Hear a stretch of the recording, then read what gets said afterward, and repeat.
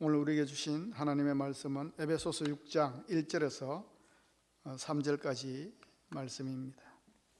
에베소서 6장 1절에서 3절까지 말씀을 우리 가정에서 함께 예배드리시는 우리 성도님들 함께 합독하도록 하겠습니다. 1절에서 3절까지입니다. 자녀들아, 주 안에서 너희 부모에게 순종하라. 이것이 옳으니라. 내 아버지와 어머니를 공경하라. 이것이 약속 있는 첫 계명이니 이로써 내가 잘되고 땅에서 장수하리라. 아멘. 오늘은 우리 모든 교회가 지키는 어버이 주일입니다.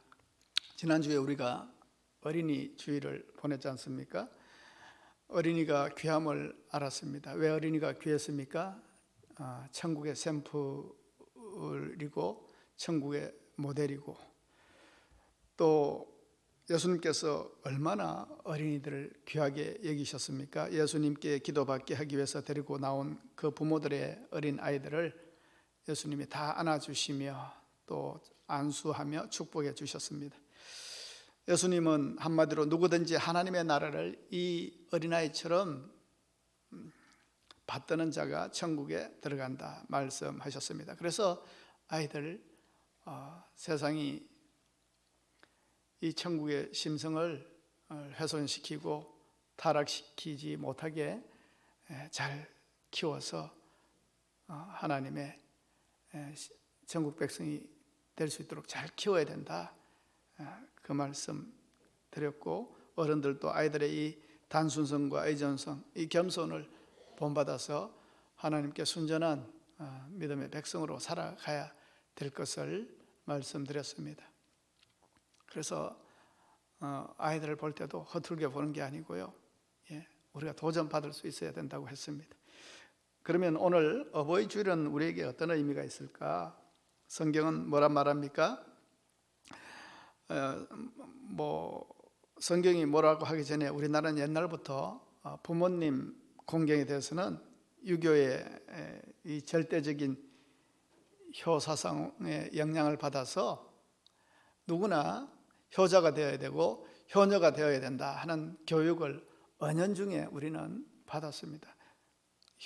공경해야 된다, 효자가 되어야 된다, 효녀가 되어야 된다, 부모님을 경홀히 여기면 안 된다, 무던히도 교육받았습니다. 유교에서 모든 덕의 어뜸으로 삼고 있는 것이 효사상이기 때문에 그렇습니다. 이 효의 근본 정신은 적진한 사랑과 은혜를 베풀어 주신 부모님과 조상의 은혜에 감사하는 것입니다. 게다가 제사가 효를 실천하는 중요한 방법이라는 유교의 가르침 때문에 한때 기독교를 폄하하기를 조상도 몰라보고 부모도 몰라보는 종교다 한 적이 있었습니다. 그거는요, 교회를 모르고 기독교를 몰라서 하는 말입니다. 성경은 부모님에게 얼마나 잘해야 되는지 성경 가운데 거듭거듭 강조하고 있습니다. 기독교를 저는 종교라는 표현을 쓰기 쉽지만 세상이 부활의 종교, 사랑의 종교, 감사의 종교, 여러 이름을 붙이지만은 또한 효의 종교라고도까지도 할 수가 있습니다. 오늘 말씀도 그 대표적인 말씀 중에 한 구절 아닙니까? 오늘 우리가 봉독한 말씀은 부모님 공경하라고 권면하고 있습니다. 1절 보십시오. 자녀들아, 주 안에서 너희 부모에게 순종하라. 이것이 옳으니라. 하나님 안에서 자녀된 자들아, 예수님을 믿고 따르고 주님을 나의 주님이라고 고백하는 성도들아, 너희들이 할 일이 있는데, 잊지 말아야 될 것이 있는데, 놓치지 않아야 될 것이 있는데, 부모님에게 순종해라, 공경하라, 거역하지 말라, 이 말씀을 오늘 하고 있습니다. 이게 잘하는 거란 겁니다. 어디에서 순종하라고 했습니까? 주 안에서. 무슨 말입니까? 주님이 정한 법칙이란 겁니다. 주님의 기쁨 되기를 원하고, 주님을 따르기를 원하고, 주님의 자녀 되기를 원하고, 주님의 칭찬 듣기를 원하고, 그러면 주님이 강조하시는 것에서는 우리가 예의주시하면서 이 마음판에 새겨야 됩니다. 다른 건 놓치더라도 성경이 그렇게 강조하는 것은 이거 놓치고 믿음 생활을 한다 그러면은 좀 어불성설이죠. 다른 거 잘하더라도 주님이 이렇게 강조하시는 것은 우리가 놓치지 말아야 하는 겁니다. 믿음 생활을 어떻게 하면 잘해요? 주님이 강조하시는 거 지키려고 애쓰면 잘하는 거죠. 뭐 거창하고 별다르고 뭐가 있는 것이 아닙니다. 주 안에 있는 우리 성도들에게, 예수를 믿어 하나님 자녀된 우리 성도에게는 반드시 적용되어야 되는 말씀이 바로 부모님 공경입니다. 이것이 옳다고 했습니다. 그러니까 만일 이렇게 주 안에서 부모를 순종하지 아니하면 그는 진정한 성도라는 겁니까? 아니라는 겁니까? 진정한 성도 아닌 겁니다. 부모님에게 참 불순종하고 거역하고 패역하는 사람이 버젓하게 교회에 앉아서 예배드리겠다고, 하나님 섬기겠다고, 믿음 생활을 하겠다고 앉아있다는 것은 참 많은 것을 놓치고 있는 것. 나름대로 딴 건 잘하는지 모르겠습니다. 그러나 이건 놓치고 믿음 생활을 하는 것, 그것은 많은 것을 지키며 사는 것 같아도 사실은 많은 것을, 거의 다를 놓치고 사는 인생이라고 할 수 있습니다. 여러분, 공자왈, 맹자왈 하기 전에 성경은 벌써 부모 공경에 대해서 누누이 강조하고 있습니다. 성경만큼 효를 강조하는 책이 있을까 생각합니다. 유교가 효도를 강조한다고 하지요. 그러나 유교에 불효자를 죽이라고 하지 않았습니다. 뭐 매를 쳐라 뭐 이런 말들은 있어요. 죽이라는 말은 없어요. 불효한다고. 불효가 죽일 죄는 뭐 아니라고 생각할 수 있습니다. 그런데 무섭게도 우리 장로님께서도 기도 중에 말씀하셨지만은 출애굽기 21장 15절에 보시면 자기 아버지나 어머니를 치는 자는 반드시 죽일지니라 이렇게 적혀 있어요. 17절에 보십시오. 17절에 보시면 자기 아버지나 어머니를 저주하는 자는 반드시 죽일지니라. 이렇게 불효하는 자는 돌로 쳐 죽여라 할 정도로 효를 강조하고 있습니다. 어떻게 이렇게 무서운 말씀을 하시죠? 불효가 그렇게 큰 죄입니까? 반드시 죽이라요. 또 신명기 27장 16절에는 에발산에서 고백하게 하기를 그의 부모를 경홀히 여기는 자는 저주를 받을 것이라 할 것이요 모든 백성은 아멘 할지니라. 부모를 경홀히 여기는 자는 저주를 받을 것이다. 이렇게까지 효를 이 말씀대로 보면은 효도 안 하면 큰일 날 것 같잖아요. 이거는 이런 협박도 없습니다. 성경이. 그러나 성경은 협박처럼 보이는 명령만 있는 것이 아니라 당근도 제시하고 있습니다. 당근. 하나님이 마치 인센티브를 주시는 겁니다. 다시 말해서 하나님께서 특별한 보너스를 주셔요. 어떤 사람에게요? 효도하는 사람에게. 효도하지 않고 순종하지 않고 공경하지 않고 경홀히 여기는 자는 하나님은 가차없이 어떻게 반드시 죽이라고까지 그렇게 강조하세요? 무섭게, 아주 살떨리게 말입니다. 그런데 부모를 공경하는 사람에게는 하나님의 보너스가 있는데 바로 형통과 장수의 축복입니다. 오늘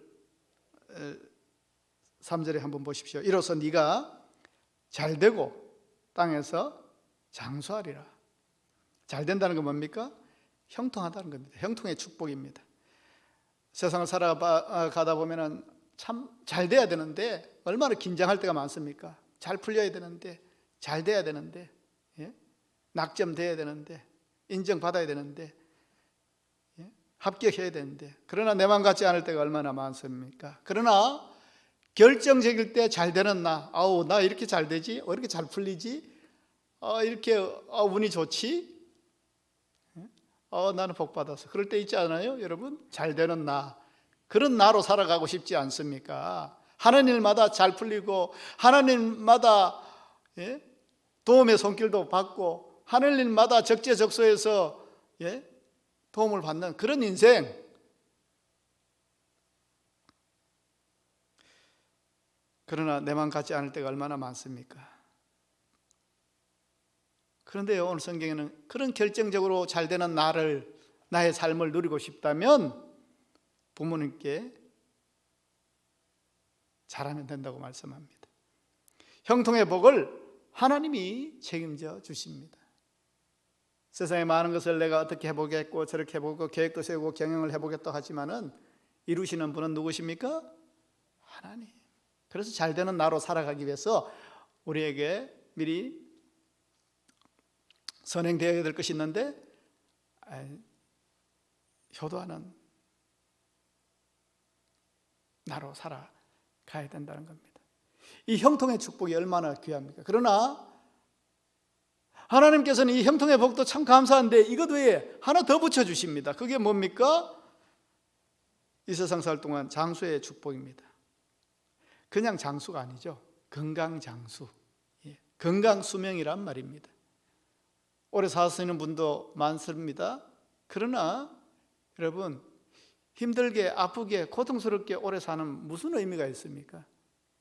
병상에서 누워서 근근히 살아가는 인생이, 그 수명이 무슨 의미가 있습니까? 하나님께서 책임져 주시는 장수는요, 건강장수입니다. 이게 진정한 장수 아니겠습니까? 이것은 내가 할 수 있는 일이 아닙니다. 하나님이 도와주셔야 할 수 있는 일입니다. 그런데 하나님께서 이것을 약속하셨습니다. 누구에게요? 부모님께 효도하는 자식에게 이 복을 주시겠다고 하셨습니다. 효도하고 세상에 뭐 칭찬도 있을 거 아닙니까? 그런데 하나님께서 더 부어주시는 이 은혜가 이렇게 큽니다. 옛날에 이런 이야기가 있습니다. 몸이 불편해서 거동할 수 없는 어머니를 모시고 사는 효자가 있었습니다. 그런데 어머니가 어느 날 그 마을 앞을 왕이 지나간다는 이야기를 들었습니다. 그래서 아들에게 얘기했습니다. 내가 평생에 왕의 용안을 한 번도 본 적이 없다. 내가 살면 얼마 살겠니? 내 평생에 한번 이 왕의 얼굴을, 이 용안을 한번 뵙고 죽는 것이 내 소원이다. 이렇게 이야기를 했습니다. 어머니가 몸이 불편해요. 움직일 수가 없어요. 앞에 마을이라고 하지만은 그러나 겨울을 건너야 되고 또 산등성이도 좀 넘어야 됩니다. 그런데 이 효자는 어머니를 업고 그 왕이 행차하고 지나간다는 그곳에 어머니를 업고 나아갔습니다. 그리고 잘 보이실 만한 곳에 막 까짓발을 해서 어머니 잘 보시라고 이렇게 애를 쓰고 있는데 왕이 지나가다가 그 광경을 본 겁니다. 귀한 효자구나. 왕이 저 여자에게 상을 내려라 이야기했습니다. 이 이야기를 이웃에 있는 불효자가 들었습니다. 그러니까 왕이 이제 그 마을을 지나갔는데 이제 돌아오는 길에도 그 마을을 지나간다는 얘기를 들은 겁니다. 그래서 어머니에게, 어머니 업히시오. 왜? 어머니도 왕의 얼굴 한번 봐야 안 됩니까? 나 그러고 싶지 않은데. 그래도 업히라고요. 용안을 한번 뵙고 돌아가셔야죠. 아들은 꿍꿍이 속이 있는 거죠. 어머니는 멀쩡합니다. 그런데도 업히래요. 업고 그 마을 어귀 앞으로 나아갑니다. 왕이 지나갑니다. 그리고 왕이 지나가다가 눈이 마주쳤습니다. 여기에도 효자가 있구나. 제자에게 상을 내려라. 그런데 신하가, 임금님, 제자는 아닙니다. 제자는 소문이 자자한 자인데 아주 불효하기로 유명한 자인데 그 전에 상 주신 거 그 이야기를 듣고 상을 바래가지고 멀쩡한 어머니 저기 업고 나온 겁니다. 그렇게 일러주었습니다. 그랬더니 왕이 뭐라고 얘기한 줄 압니까? 효도는 흉내만 내어도 효도다. 상 줘라. 흉내만 내도 효도다.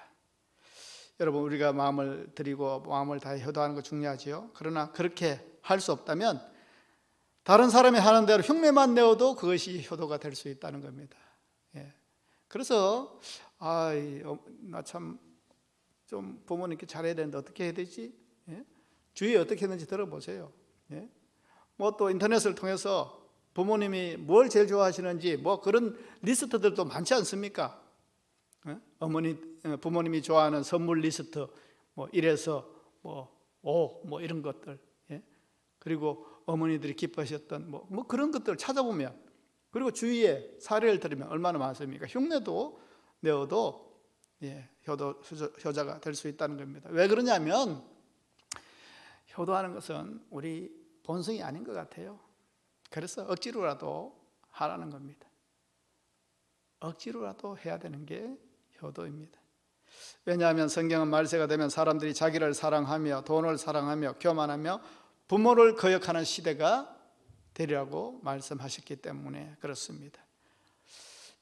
오늘날 시대가 그런 시대로 가고 있습니다. 인간이 죄인이어서 죄를 짓듯이 부모 공경을 하려고 하지 않습니다. 부모님을 거추장스러워합니다. 여러분, 서점이나 도서관에 가보십시오. 자녀 교육에 대한 책들을 보면은 영아부터 청소년 세부적으로 어떻게 수천 수만 권의 책이 있습니다. 그러나 효도에 관한 책을 한번 찾아보십시오. 옛날 책이나 나올까요? 명심보감 이러면서. 그만큼 효도에 무심하고 자녀에게만 집착하는 시대가 이 시대입니다. 부모가 이혼한다 그러면은 자녀 양육권에 대해서는 서로 막 애를 써서 차지하려고 하지만은 부모는 서로 안 모시려고 하는 시대 아니겠습니까? 형제들도 자신과 자신의 자녀들을 위해서는 물질은 아까워하면서도 부모를 위해 쓰는 데는 좀 인색한 것이 세상 인심입니다. 옛날에는 부모를 떠나서는 살 수가 없었습니다. 기술도 부모로부터 전수받는 것이 많았고, 그러니까 부모는 절대적인 존재였습니다. 그러나 지금은 부모에게 배울 것이 없는 세상이라고 생각합니다. 부모보다는 휴대폰에 지식인에게 물어보면 더 정확하게 알려줍니다. 부모님보다 얼마나 더 잘 알아요. 그러니까 이 급변하는 시대에 부모 세대는 뒤처지는 시대입니다. 그래서 오히려 많은 것들을 자식들에게 물어봐야 됩니다. 컴퓨터, 인터넷, 코스닥, 나스닥, 또 어플 까는 거, 동작, 기계 동작시키는 거. 참 전에는 다 가르쳐 줬는데 이제는 자식들에게 물어봐야 되는 그런 시대입니다. 부모 세대는 뒤처지고 있습니다. 지금은 아버지가 벌었던 수십 배를 자식들이 벌어들입니다. 그러니까 이제 부모는 자식들에게 거추장스러운 존재입니다. 그래서 부모 부양은 자식이 아니라 나라가 책임져야 된다고 생각하는 시대가 이때입니다. 그래서 부모님들은 각오하셔야 됩니다. 자식에게 의존할 생각 안 하셔야 됩니다. 이 퍼센티지가 항상 이렇게 설문조사하면 자꾸 높아져요. 나라가 책임져야 된다 이러면서. 물론 부모도 문제가 많은 세상이죠. 부모도 다 같은 부모가 아니라 세상에는 부모라는 허울만 가지고 자식들 힘들게 하는 부모들이 얼마나 많은지 모릅니다. 연일 각 사회면의 가정에서 부모와 자식 간의 온갖 폐륜적인 일들을 보면 참 가슴을 아프게 합니다. 자식을 낳기만 했지 아주 자식들을 앞길을 막고 힘들게 하고 피해를 주는 그런 부모들도 있는 게 사실입니다. 아주 자식들 고발하고 허물 드러내고 효도하지 못하게 하는 부모도 있다는 말입니다. 그러니까 자식들은 나는 효도 안 하고 싶은지 아느냐고 그런 말을 할 수도 있겠어요.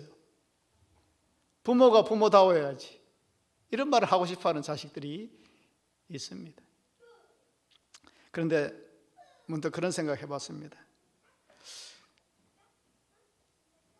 그런 부모들은 극히 일부이긴 하지만은 부모답지 않은 부모들 말입니다.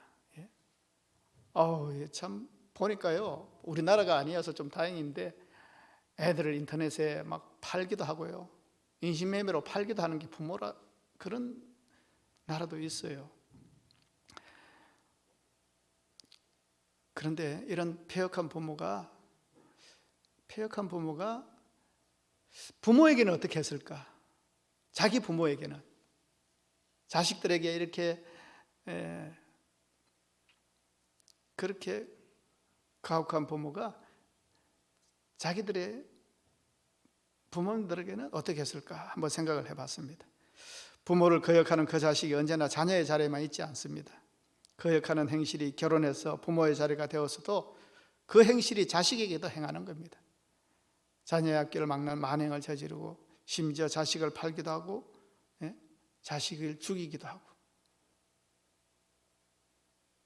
물론 부모에게는 불효하는 자식이지만은 자기들이 낳은 자녀들에게는 애정을 쏟는 부모도 있겠죠. 부모에게는 참 불효하는 자식이지만은 자기가 낳은 애에게는 아주 애지중지하고 모든 것을 쏟아붓는 부모도 없지 않아 있을 겁니다. 그러나 한계 없으니까, 자식 때 한계 없으니까 부모가 되었어도 자식에게 어떻게 합니까? 삐뚤어진 사랑을 하지 않을까? 자식 망치는 부모 보면은 하는 그게 사실은 부모에게 효도해보질 못했기 때문에, 막상 자기가 부모가 되었어도 자식에게 진정한 어떻게 내리사랑을 할 줄을 몰라서 망치는 자식 교육을 하더라는 겁니다. 그래서 나의 부모가 어떠하더라도 내가 부모다운 부모가 되기 위해서도 효도하는 자녀가 되어야 하는 겁니다. 효도하고 싶어지는 부모가 되는 것이 진정한 자식 사랑입니다. 정말 자식 사랑한다면 효도하게끔 하는 부모, 그것도 정말 진정한 자식 사랑이 아닐까, 그런 생각을 해봅니다. 성경을 보면요, 예수님은 하나님의 아들이심에도 불구하고 인간으로 오셨을 때 육신의 부모에게 순종하셨습니다. 누가복음 2장 51절에 보시면 예수께서 함께 내려가사 나사렛에 이르러 순종하여 받드시더라. 그 어머니는 이 모든 말씀을 마음에 두니라. 여러분, 예수님께서도 순종하셨습니다. 하나님께서는 오늘 효도하는 자녀들에게 특별한 축복을 보너스로 주시는 이유가 뭘까요? 골로새서 3장 20절을 보시면 이렇게 말씀하십니다. 자녀들아, 모든 일에 부모에게 순종하라. 이는 주 안에서 기쁘게 하는 것이니라. 이 개역 성경은 이 말씀이 선명하지 않은데, 제가 이 말씀을 우리말 성경, 표준 세번역, 공동 번역, 다른 성경 번역서들을 막 모아가지고 비교해 보았어요. 그러니까 우리 개역 개정 성경 말고는 다른 성경들, 세번역 성경, 우리말 성경, 공동 번역 성경들이 더 선명하게 이 구절을 이렇게 번역해 놨어요. 어떻게 되어 있느냐 하면, 자, 자녀들아 모든 일에 부모에게 순종하라. 이는 주 안에서 기쁘게 하는 것이니라. 이 말씀 다 알지만은 그래도 더 선명하게 번역되기를 이렇게 해놨습니다. 자녀된 사람들은 무슨 일에나 부모에게 순종하십시오. 이것이 주님을 기쁘시게 하는 일입니다. 이렇게 번역하니까 조금 더 선명하죠. 부모에게 순종하는 것이 주님을 기쁘시게 하는 일입니다. 이렇게 되어 있는 겁니다. 그러니까 부모 공경은 곧 하나님을 공경하는 것과 같다는 말입니다. 부모를 공경하면 하나님이 기뻐하시는 겁니다. 하나님이 기분이 좋으시니까 풍성하게 축복하시는 겁니다. 사람도 기분 좋으면 한턱 쏘지 않습니까? 하나님은 더더욱 그렇습니다. 그래서 부모 공경은, 효도는 단순한 윤리 도덕이 아니라, 이거는 인간으로서 해야 돼, 그게 아니라 사실은 신앙적 행위란 겁니다. 신앙적 행위. 뭐가요? 효도하는 게. 효도하고 믿음하고 신앙하고 별개가 아니라는 겁니다. 효도하는 것은 신앙 생활이고 신앙 행위입니다. 성경은 부모 공경을 10계명 중에 제5계명에도 명시하고 있습니다. 내 부모를 공경하라. 그리하면 내 하나님 여호와가 내게 준 땅에서 내 생명이 길리라. 5계명에. 여러분, 다섯 번째구나. 아닙니다. 첫 번째입니다. 첫 번째 계명이 이 부모 공경이에요. 무슨 얘기냐면 1계명과 4계명은 하나님과의 관계입니다. 우상 숭배하지 말고, 주의를 거룩하게 지키고, 하나님과의 관계가 1계명부터 4계명까지고요. 인간과 인간과의 관계에서 제일 처음 등장하는 계명이 5계명인 겁니다. 그 5계명이 바로 내 부모를 공경하라. 그러면 내 하나님 여호와가 내게 준 땅에서 내 생명이 길리라. 10계명 중에 첫 계명이 부모 공경이라는 얘기입니다. 특별히 부연해서 말씀하고 있죠. 네가 이 땅에서 잘되고 이 땅에서 오래 살 것이다. 내가 이것을 약속한다. 내가 약속할게. 부모님을 공경하라는 겁니다. 만일 자신이 신앙인이라고 하면서 부모를 공경하지 않으면 그 신앙은 엉터리입니다. 마틴 루터는요, 부모는 이 지상에서 하나님의 대리자다 이렇게 얘기했습니다. 또한 루터는 하나님 다음으로 우리가 공경해야 할 분은 부모님이시다라는 말도 했습니다. 저는 이 말씀을 보면서 루터가 이런 말을 했다고 좀 의아했습니다. 왜냐하면 저는 청년 루터라는 책을 참 이렇게 감명 깊게 에릭 에릭슨이 쓴 청년 루터라는 책을 신학교 때 참 이렇게 열심히 읽었던 기억이 있거든요. 루터 아버지는 광부입니다. 그래서 아들에게는 본인은 이렇게 고생했더라도 아들은 손에 흙 안 묻히고 그렇게 좀 살게 하기 위해서 열심히 막 고생해서 아들을 법관 만들려고 노력을 했습니다. 그러니까 아버지의 바람대로 에르푸르트 대학 법학부에 아들이 이제 입학했습니다.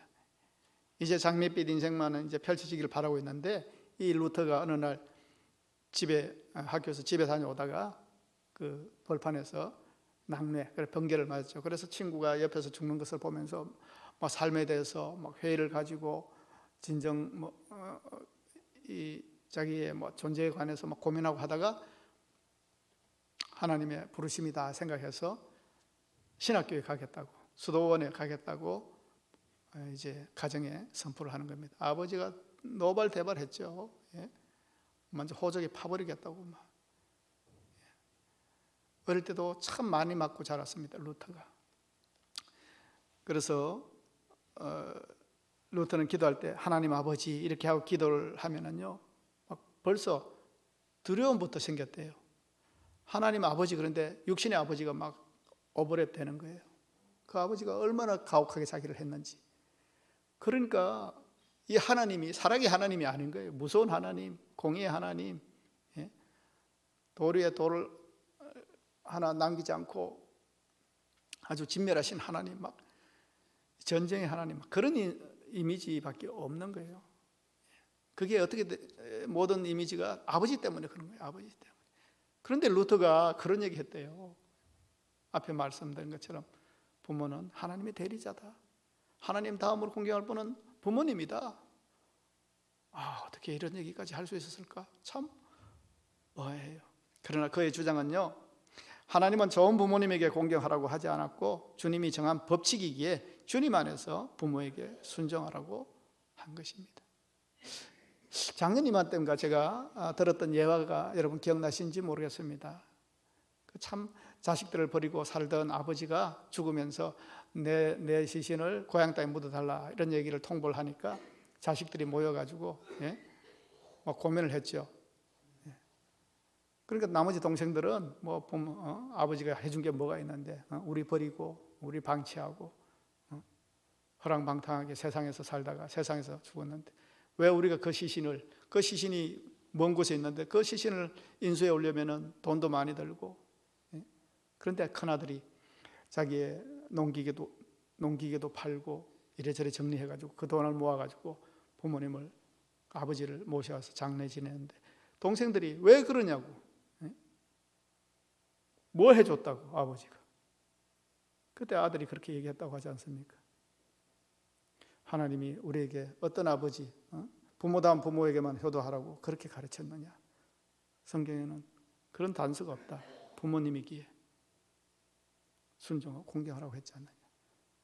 여러분, 자식으로 된 도리로서는 부모님이 어떠하든지, 부모님이 못 보이셨든지, 나한테 어떻게 했든지, 지금도 뭐 부모의 연을 끊고 있는 그런 자식들과 부모 사이가 있지도 않겠습니까? 그런데 참 성경은 우리 속도 모르고 무조건 부모님에게 순종하라, 이렇게 얘기하신다는 겁니다. 이 말씀이 용납할 수 없고 받아들일 수 없는 자식들이 얼마나 또 있겠어요. 그럼에도 불구하고 성경은 이렇게까지 강조합니다. 부모님에게 효도해라, 순종해라, 날 봐서라도 좀 해주라, 내가 너를 책임질게,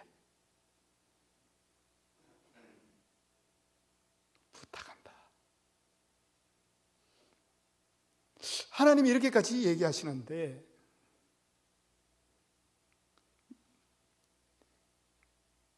믿음의 삶을 살아가는 우리는 다른 거 다 잘하더라도 이거에 약해지면은 우리 믿음은 좀 결핍이 있지 않겠습니까?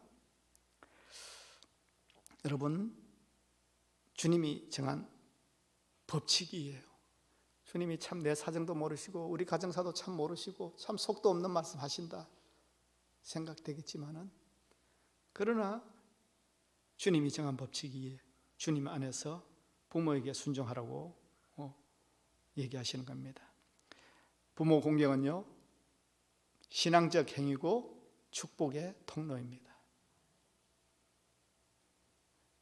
부모님이 어떻게 했긴, 그러니까 부모님도 회개해야 됩니다. 예? 효도할 수 없게 만드는 그런 부모의 삶을 살아가는 부모도 회개해야 된다는 겁니다. 그래서 효도하지 않는 자식은 당연합니다. 그러나 그 당연한 가운데 머물면 어떻게 됩니까? 내가 축복을 못 받는데요, 내 자식을 키우지 못하는데요.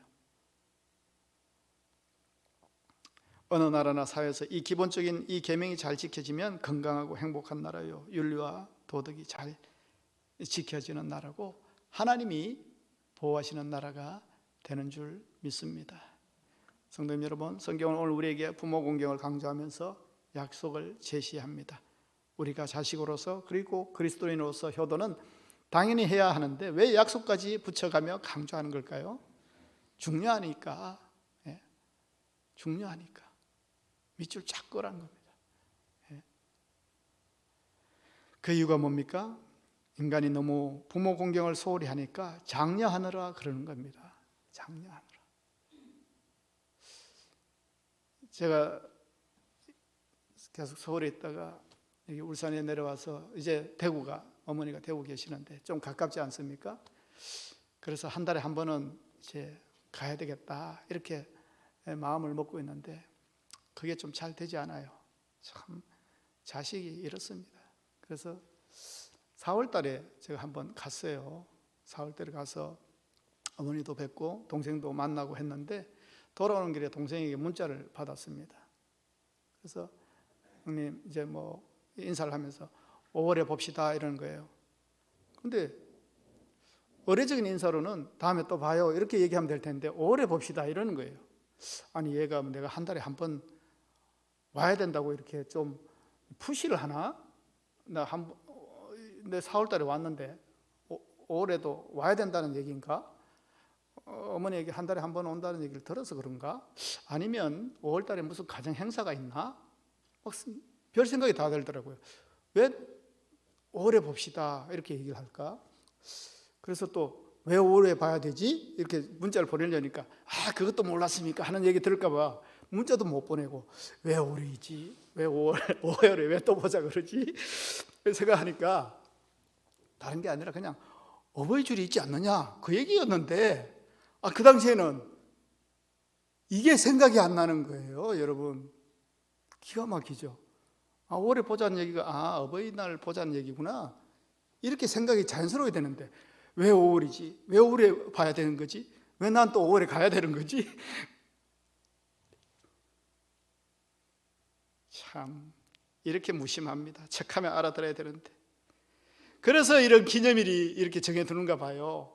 항상 평소에 잊고 사니까 이날만이라도 좀 생각하고 좀 감사하고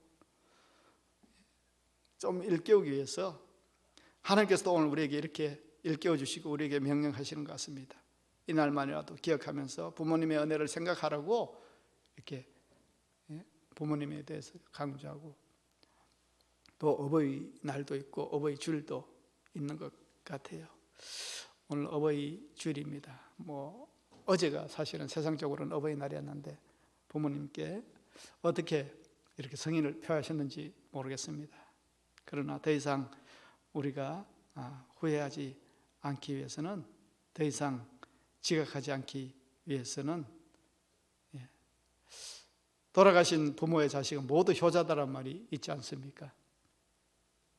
돌아가시고 나면은 부모님을 애틋해하고 그리워하고 평소에 살아계실 때 효자였던 것처럼 그렇게 이야기하는 사람들이 있는데, 여러분 더 후회하지 않기 위해서, 지각하지 않기 위해서, 또 하나님의 복을 마음껏 이 땅 가운데서 누리기 위해서 남아 계신 부모님께 마음을 다하시는 우리 성도님들이 다 되시기를 축복합니다.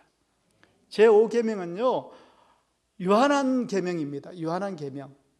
무슨 얘기냐면 이 계명은 부모님이 살아 계실 때만 유효해요. 제5계명은 어머님이 돌아가시고 부모님 다 돌아가시면 이 계명은 유효하지가 않습니다. 그러나 그 마음은 또 귀하겠죠. 어버이날이 지났지만은 아직 부모님을 찾아뵙지 못하거나 미처 안부 전화를 드리지 못하셨다면 늦어서도 전화를 드리시길 바랍니다. 힘드시겠지만 이때만이라도 용돈도 좀 드리시고, 제일 좋은 것은 뵙고 좀 이렇게 얼굴과 얼굴 맞이해서 좀 이렇게 회포도 풀고, 이게 사실 제일 좋은데, 그런데 선물도 1위가 부동의 1위가 뭡니까? 용돈. 저도 돈이 최고입니다 얘기하려는 게 아니고요. 젊은 사람들에게 용돈은요, 저 돈은요 좀 불안하지 않습니까? 헤프게 쓰기도 하고 또 위험합니다. 젊은 사람들에게 돈은. 그러나 부모님에게 이 용돈은요 허틀게 쓰시는 법이 없잖아요. 용돈은 부모님에게 보약입니다. 그거 항상 잊지 마세요. 보약입니다.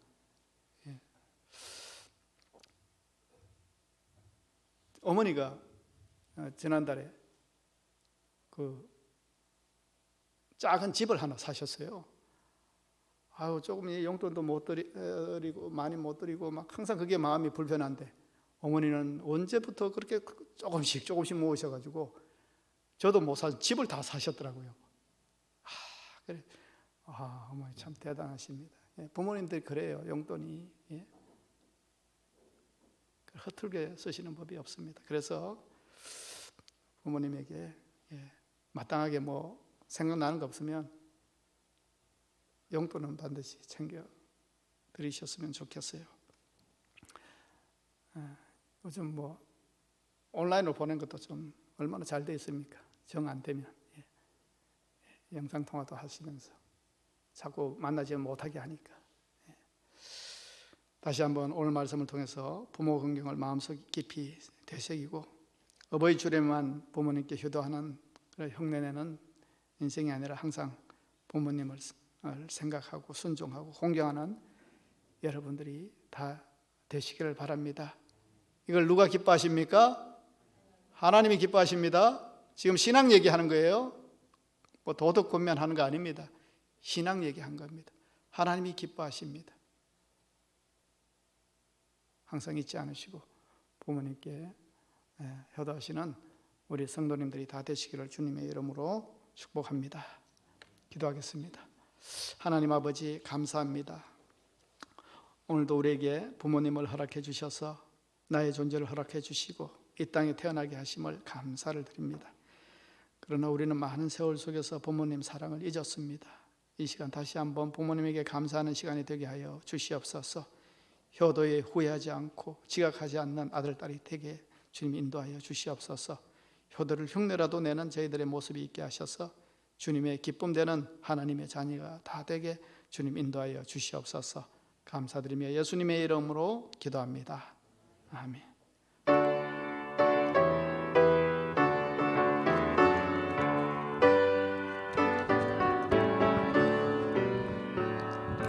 어머니의 넓은 사랑 귀하고도 귀하다. 그 사랑이 언제든지 나를 감싸줍니다. 내가 할 때 어머니는 적게 되도 드리고 내가 기뻐 웃을 때에 찬송 부르십니다. 아침 저녁에 읽으시던 어머니의 성경책 손때 남은 구절마다 모습 본듯합니다. 늙는 자는 누구든지 영생함을 얻으래. 들려주신 귀한 말씀 이제 힘이 됩니다.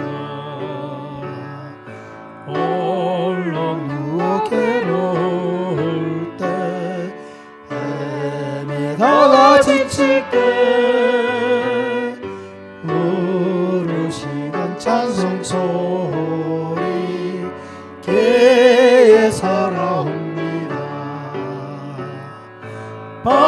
반석에서 샘물 나고 황무지에 꽃피네. 예수님과 동행하며 두려울 것 없어라. 온유하고 겸손하며 올바르고 굳세게 어머니의 뜻밖으로 보람있게 살리라. 평범하는 세상에서 선한 삶 싸우다 생명샘에 흐르는 곳 길이 함께 살리라. 하나님 아버지, 감사합니다. 어버이 은혜를 기억하는 이 귀한 날 주님께 나올 때에 하나님께서 우리에게 또한 주신 은혜를 감사하는 마음으로 드려지는 예물 주님 험량하여 주시고 하늘의 복을 부어주시고 충만케 하신 은혜로 나아가는 귀한 헌금이 될 수 있도록 주님 인쳐 주시옵소서. 모든 것은 진심으로 감사해서 기쁨으로 자원하며 헌신하는 마음으로 드리게 하옵시고 하나님만이 내 인생의 주인이시며 소망이시며 목적임을 고백하는 신앙적 헌신으로 드려지는 예물이 되게 주님 인도하여 주시옵소서. 항상 주님 주신 은혜로 드려지게 하시고 주실 은혜로 믿고 드려지는 예물 되게 주님 인도하여 주시옵소서. 감사드리며 예수님의 이름으로 기도합니다. 아멘. 이 시간 교회에서 우리 여전도회를 부여해서 권사의 남성교회에서 우리 65세 이상 교우님들에게 작은 선물을 준비했습니다. 지금 이 시간에 한번 나오셔서 전해드리겠습니다.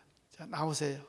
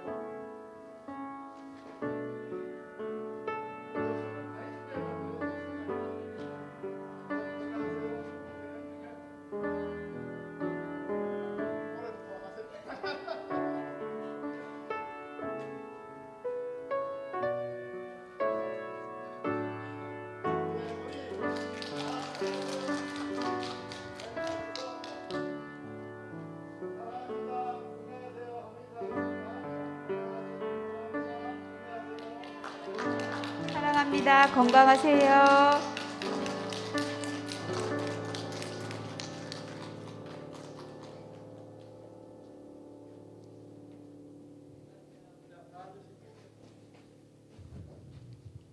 다 같이 일어나셔서 635장 찬양하겠습니다.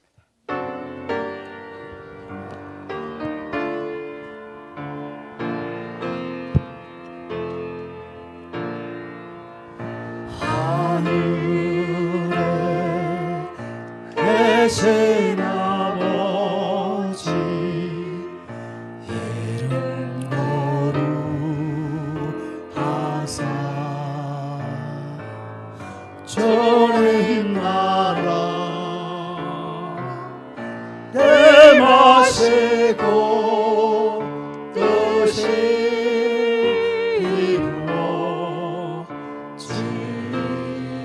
이루어지다. 일용할 양식 주시고 우리들의 큰 죄 다 용서하옵시고 또 시험에 들어가시고 악에서 구원하소서. 대개 주의 나라 주의 권세 주의 영광 영원히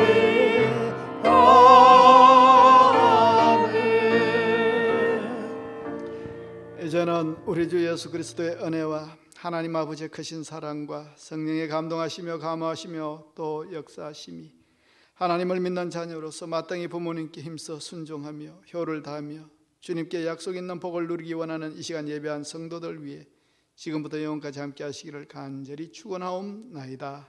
아멘.